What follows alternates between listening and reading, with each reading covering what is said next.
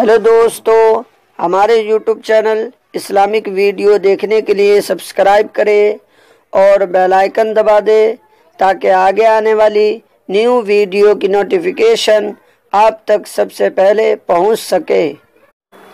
अस्सलामु अलैकुम वरहमतुल्लाहि वबरकातुह।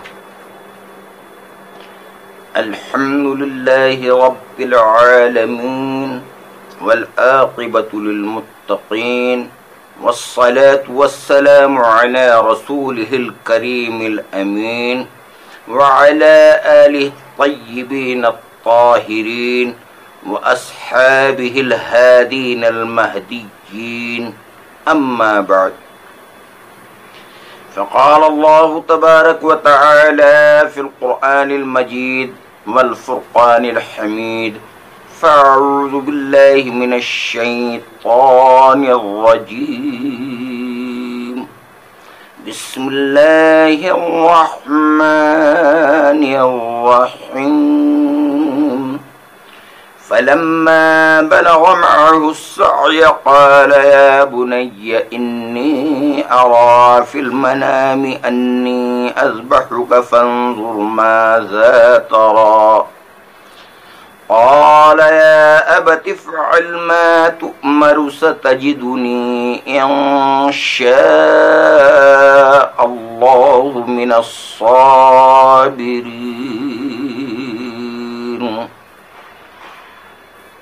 صدق اللہ العظیم۔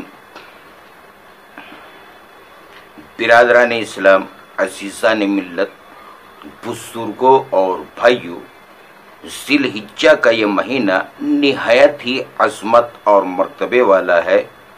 اس کا چاند نظر آتے ہی ہر قلب میں اس عظیم الشان قربانی کی یاد تازہ ہو جاتی ہے جس کی مثال تاریخ انسانی پیش کرنے سے قاصر ہے۔ میں نے ابھی آپ حضرات کے سامنے ایک آیت تلاوت کی جس کا ترجمہ یہ ہے، پھر جب وہ اس کے ساتھ چلنے کے قابل ہو گیا، کہا اے میرے بیٹے، میں نے خواب دیکھا کہ میں تجھے ذبح کرتا ہوں، اب تو دیکھ تیری کیا رائے ہے؟ کہا اے میرے باپ، کیجئے جس بات کا آپ کو حکم ہوتا ہے، خدا نے چاہا تو قریب ہے کہ آپ مجھے صابر پائیں گے۔ یہ عجیب رسم دیکھی کہ بروز عید قرباں وہی قتل بھی کرے ہے، وہی لے ثواب الٹا۔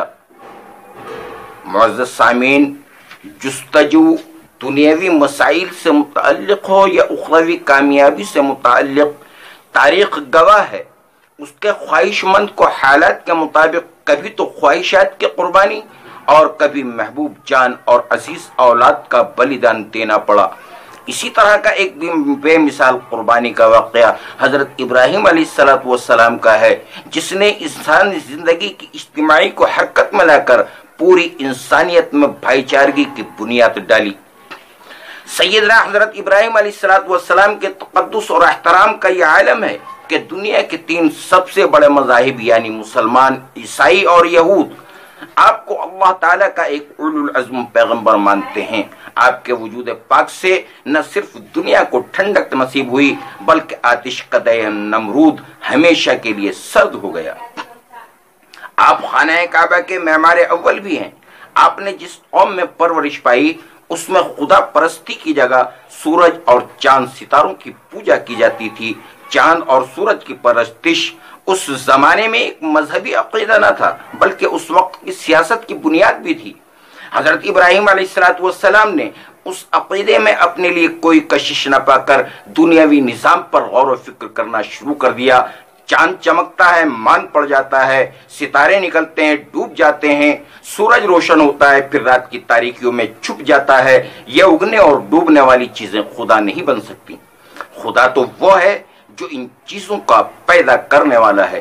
اس صحیح فکر اور سچے عقیدے کے اعلان کے سلے میں آپ کو یہ قیمت چکانا پڑی کہ آپ گھر سے بے گھر ہو گئے، سماج میں آپ کی حیثیت اجنبی انسان کسی ہو گئی۔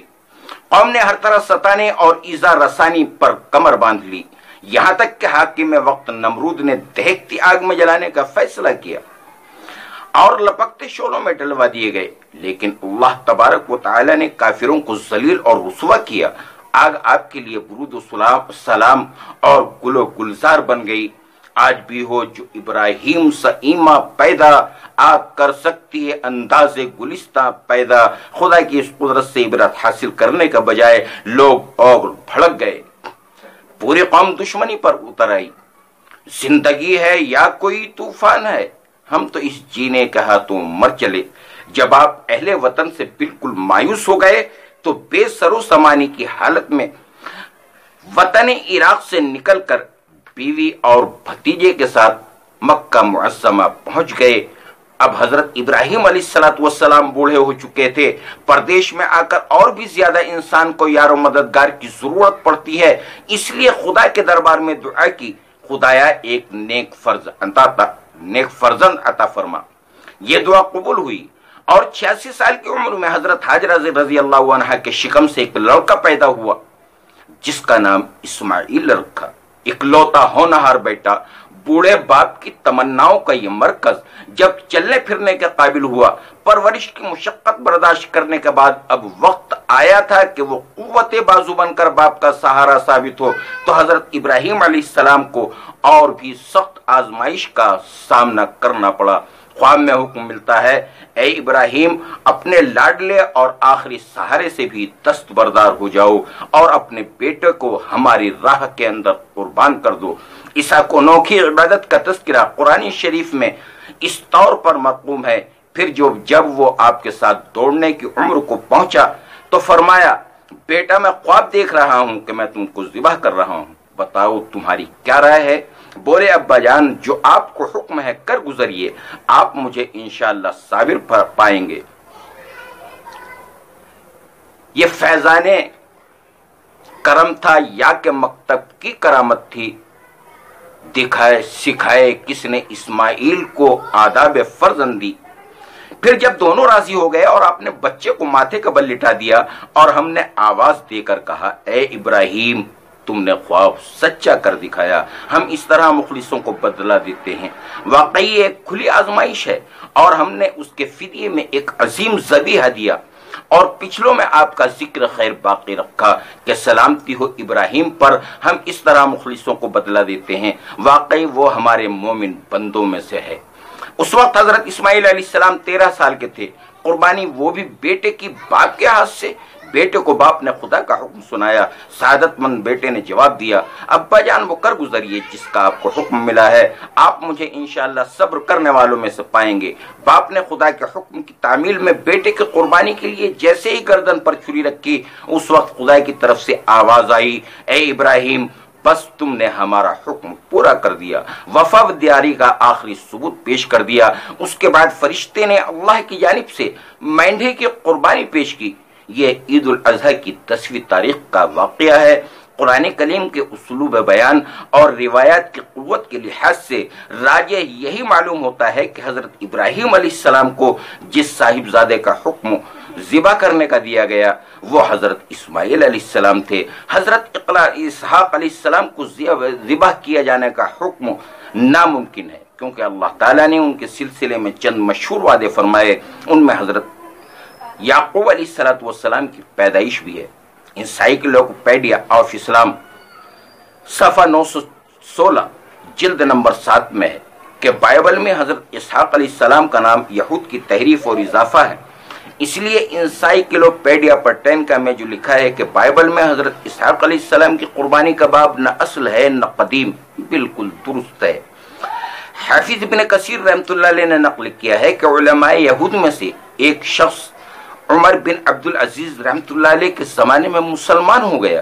حضرت عمر عبد العزیز رحمۃ اللہ علیہ نے اس سے پوچھا کہ ابراہیم علیہ السلام کے بیٹوں میں سے کون سے بیٹے کو ذبح کرنے کا حکم ہوا تھا؟ تو اس نے کہا کہ خدا کی قسم امیر المومنین وہ اسماعیل تھے۔ یہودی اس بات کو خوب جانتے ہیں، لیکن وہ اب عرب لوگوں سے حسد کی وجہ سے ایسا کہتے ہیں۔ وہ پسند نہیں کرتے کہ عربوں کے دادا ذبیح ثابت ہوں۔ حقیقت ہے جو بندہ خدا کے حکم پر اپنے تمام جذبات کو قربان کرنے پر آمادہ ہو جاتا ہے تو خدا اس کا صلہ دنیاوی تکلیف سے چھٹکارا اور آخرت میں اس کا بہتر بدل عطا فرماتے ہیں۔ چنانچہ اللہ کو آپ کا یہ عمل اتنا پسند آیا کہ قیامت تک آپ کی یاد کو امت میں زندہ رکھنے کے لیے اپنے محبوب عبادت قرار دے کر اپنے بندوں پر قربانی لازم قرار دی۔ اگر کوئی شخص قربانی نہ کرے، اس پر پیارے نبی آقا مدنی سرکار مدینہ محمد رسول اللہ صلی اللہ علیہ وسلم نے اس طور پر ناراضگی کا اظہار فرمایا، جو شخص گنجائش کے باوجود قربانی نہ کرے وہ ہماری عیدگاہ کے قریب نہ آئے۔ قربانی کی حقیقت کے بارے میں قرآن پاک کے اندر ارشاد فرمایا، لن ینال اللہ لحومها ولا دماؤها ولكن ینالہ التقوی منکم۔ خدا کو قربانی کا گوشت اور خون نہیں پہنچتا، خدا کو تمہارا تقوی پہنچتا ہے۔ گویا خدا کے یہاں اخلاص والے دل کی قدر ہے۔